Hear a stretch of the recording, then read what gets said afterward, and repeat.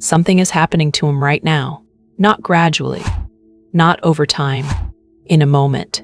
You have probably heard 100 times that this process takes patience, that healing happens slowly, that the divine masculine moves on his own timeline, and all of that is true. But there is something that nobody tells you about. There is a specific moment, one moment, where everything he has been managing, suppressing, running from, rationalizing, it stops. And what is underneath all of that surfaces so fast he cannot catch it. He is in that moment right now, or approaching it, and the way it happens inside him is not what you would expect. If you've been wondering why something feels different lately, if you have sensed a shift in the connection that you cannot name yet, this is what that is. This is what is happening on his side of the silence. If you feel that, if you feel it in your body before your mind can explain it, leave a like and subscribe so you do not miss what comes next. And drop "I already know" in the comments, because part of you does. Before we go any further, you are carrying a question into everything right now. Where is this going? What does my connection actually mean? Is this real, or am I creating meaning where there is none? That question does not belong in your mind alone. Your twin flame union personal reading takes your birth chart, your birth date, the exact coordinates of where you came into the world, and uses all of that to map the actual spiritual architecture of your connection.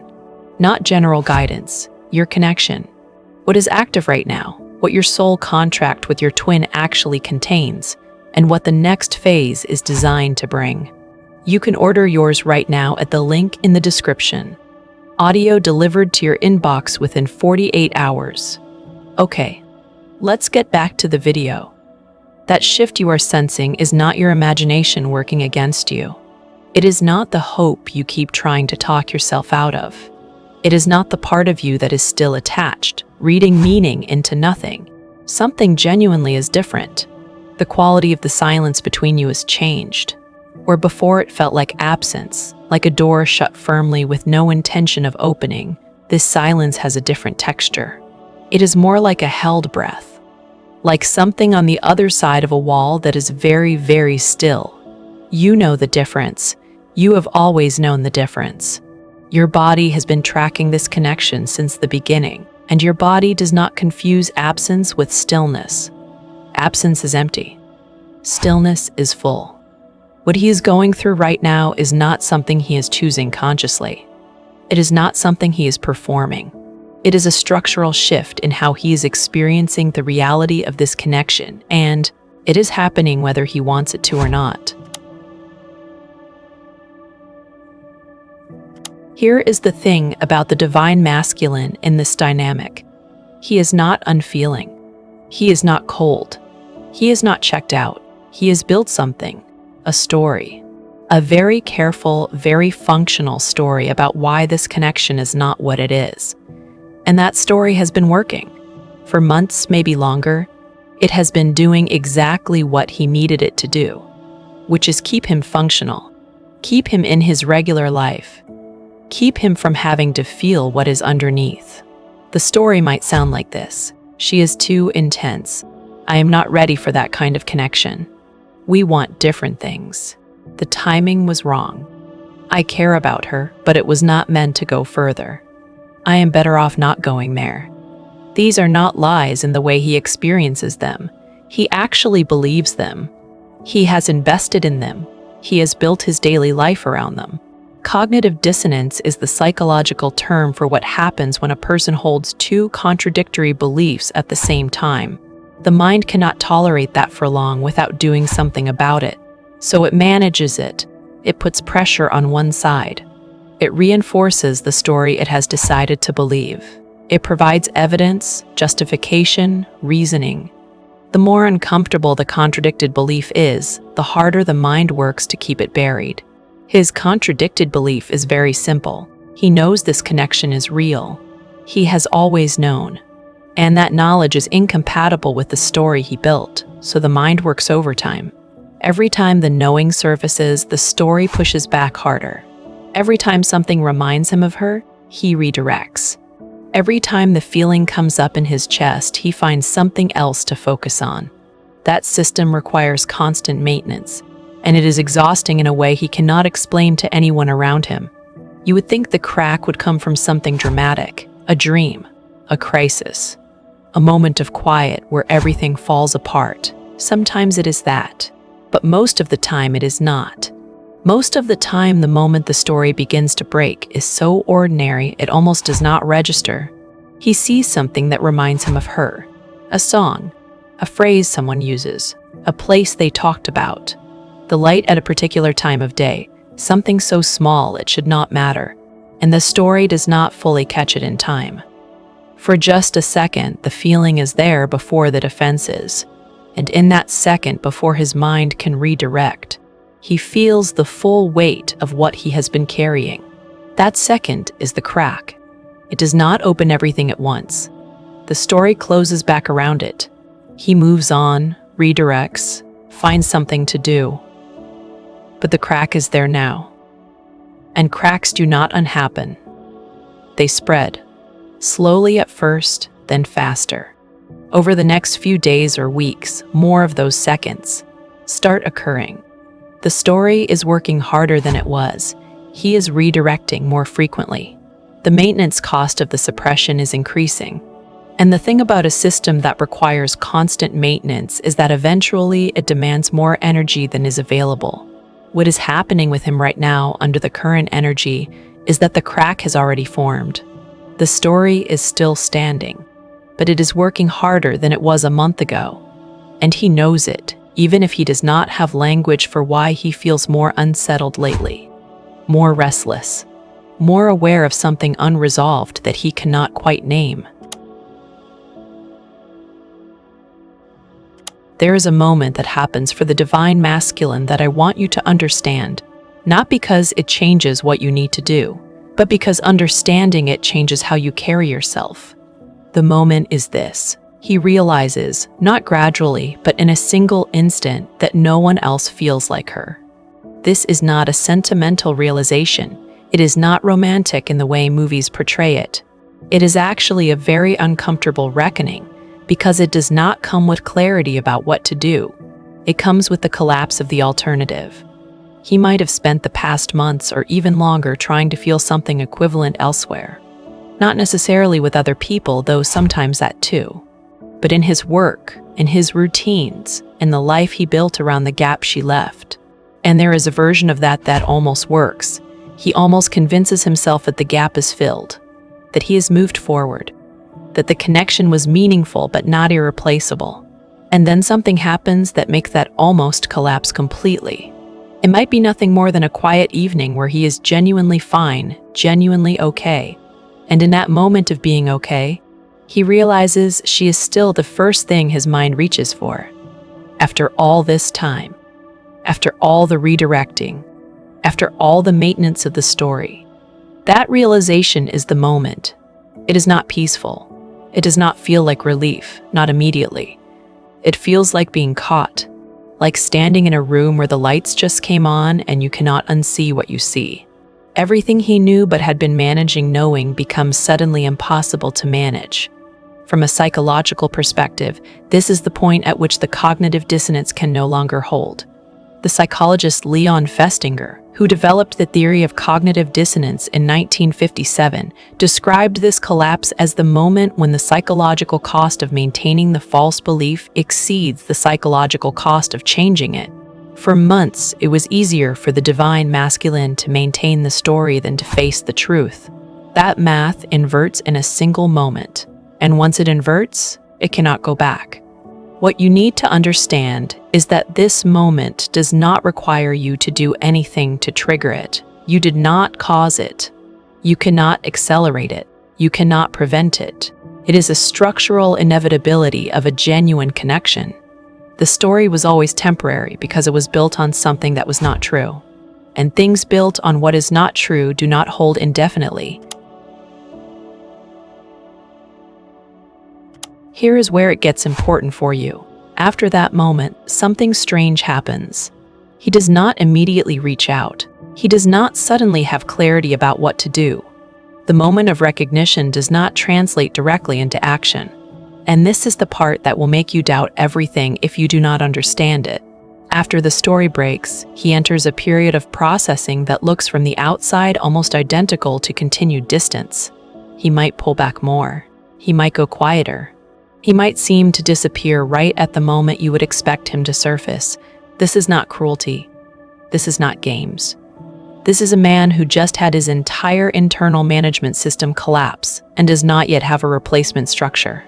Think about it from his side. The story he has been living inside of just proved itself false. The alternative life he was building around the gap just became impossible to believe in. He is now standing in the middle of something he has been running from, without the running.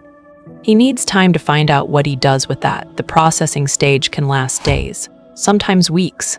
In some connections, longer. And during that time, from your side, nothing visible changes. The silence continues. The distance continues. And if you do not know what is happening underneath it, that silence feels like more of the same. But it is not more of the same. The interior is completely different. This is where so many divine feminines lose ground at exactly the wrong moment. Not because they do something dramatic, but because the continued silence feels like confirmation that nothing is shifting, and they re-engage with their own grief or their own reaching, just at the point when holding steady is the most powerful thing they can do. There is something worth naming here about what she actually experiences during this period, because the outward stillness of his processing can do enormous damage to her if she does not understand what it means. When a woman has been in this connection for any significant length of time, her nervous system has been calibrated to read his silence as rejection. That calibration happened because silence and rejection coincided enough times in the early stages that her body learned to treat them as the same signal. So when he goes quieter right after the interior shift, her body fires the same alarm it always has. He is pulling back. He is choosing distance again. This is not working. I should have known. That alarm is not accurate. It is a survival response from an earlier chapter of the journey, but it feels just as urgent and just as real as it always did. And if she responds to it in the way she used to, by reaching out, by shrinking, by renegotiating her own standards to try to reduce the distance, she disrupts exactly the process that is happening in him. This is why the psychological work she has done matters so much in this specific moment. Because the woman who has genuinely done her internal work does not respond to that alarm the same way. She feels it. She does not pretend it is not there, but she has built enough inner architecture to sit with it without acting on it. She knows the difference between her nervous system signaling danger and actual danger, and she can hold herself steady through the former. That capacity is what creates the container he needs to complete his own reckoning. Your energy in this stage is not passive. Do not mistake stillness for absence. What you are doing when you hold yourself together, when you stay in your own life, when you do not pursue the silence, is giving him room to process what just broke open. You are not waiting. You are holding a frequency that says, I am not going anywhere, and I am also not making this your emergency to manage. That is an extraordinarily difficult thing to do. And most women in this connection have never been taught that it is even an option. There is something I want to offer you here. Because one of the hardest parts of this journey is not knowing whether any of it is working. You are doing the internal work. You are holding the frequency. You are resisting the pull to reach out. But you have no way to see the progress. That invisibility is one of the loneliest things about this process. And it is also the thing that makes most women give up right before the shift. I put together something specifically to solve that problem. The Twin Flame Journey Tracker and Progress Workbook is a 39-page system built around the 8 stages of the Twin Flame Journey. Every month, you document where you are. You track the synchronicities you notice. You log what is shifting in your energy, in your reactions, in the quality of your inner life. You note the moments when you held your ground. You mark the days when something softened that used to be tight.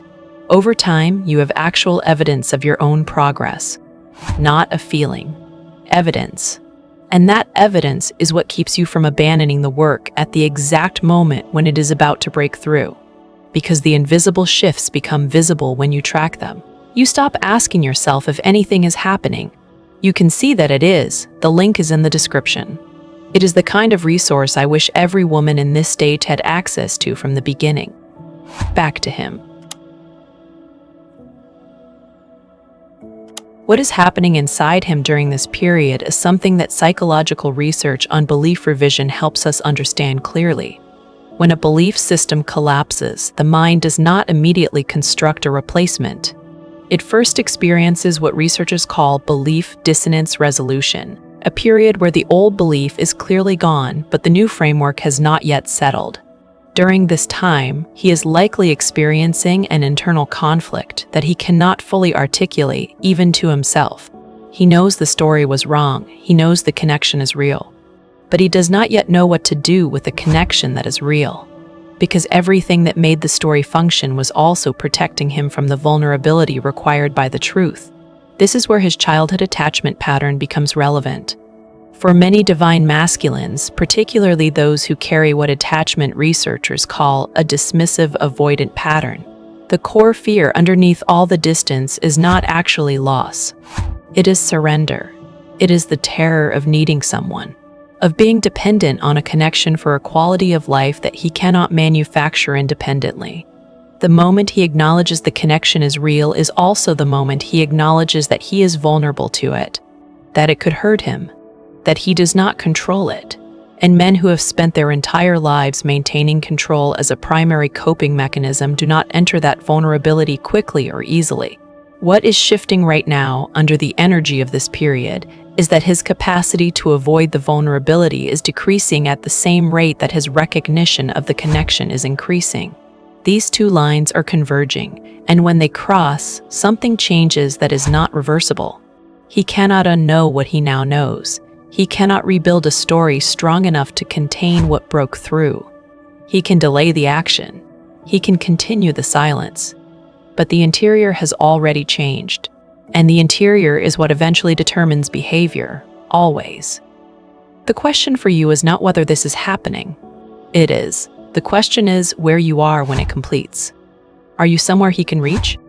Not physically. Energetically.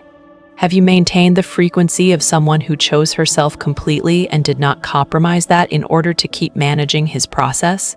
Or have you drifted back into waiting mode, into grief, into the contracted version of yourself that the journey is specifically designed to move you out of? Because the moment his interior completes its revision, what he reaches toward is not the version of you that was waiting. It is the version of you that stopped waiting. Those are two very different frequencies, and they call in two very different responses. This is the deepest architecture of the twin flame dynamic, and it is rarely explained this clearly because it requires holding two things at once. Trusting the process completely and doing your own work completely, not as a strategy to get him back. As the actual point of the journey, the connection becomes undeniable for him in a single moment. But that moment is prepared for by everything that happened before it, including everything you have done to become who you are now. You were always the one he was going to return to. Not because you were waiting, because you became someone who had stopped needing him to. The moment the connection becomes undeniable for him is not a beginning. It is a recognition of something that was always already true. And recognition, once it happens, has a momentum of its own. It does not require your involvement to proceed. It does not require you to hold his hand through it or chase him into it or explain to him what he is feeling. He knows what he is feeling. That is exactly what makes it so confronting. What you are being asked to do in this period, and it is genuinely the hardest thing, is to trust the process without controlling the pace. To hold yourself stable without holding your breath. To be available energetically without being available in the desperate, contracted, waiting way that this journey has sometimes made you feel is the only kind of availability there is. There is another kind. It is the availability of someone who is fully in her own life. Someone who has made peace, not performed peace, but actually made it, with the fact that she cannot determine the outcome. Someone who has decided that her healing is real and her growth is real and her life is real regardless of what he does next. That version of you is not passive. She is the most powerful version of you that has ever existed. And she is the one he is moving toward, even if he does not have conscious language for why. The astrological energy of this period supports exactly this kind of interior stillness. Mercury in Cancer right now is pulling all communication inward, not outward. The energy is not about reaching out, sending a message, making a move. It is about the interior landscape becoming clear, for him and for you. The things that have been unsaid, unacknowledged, unfelt are surfacing under this transit, not for expression, for integration. He is integrating what he knows. You are integrating who you have become. Trust that process. Both sides of it. The connection is not broken. It is completing something that was always going to take exactly as long as it needed to take. And you are always going to be here when it did. That distinction is everything.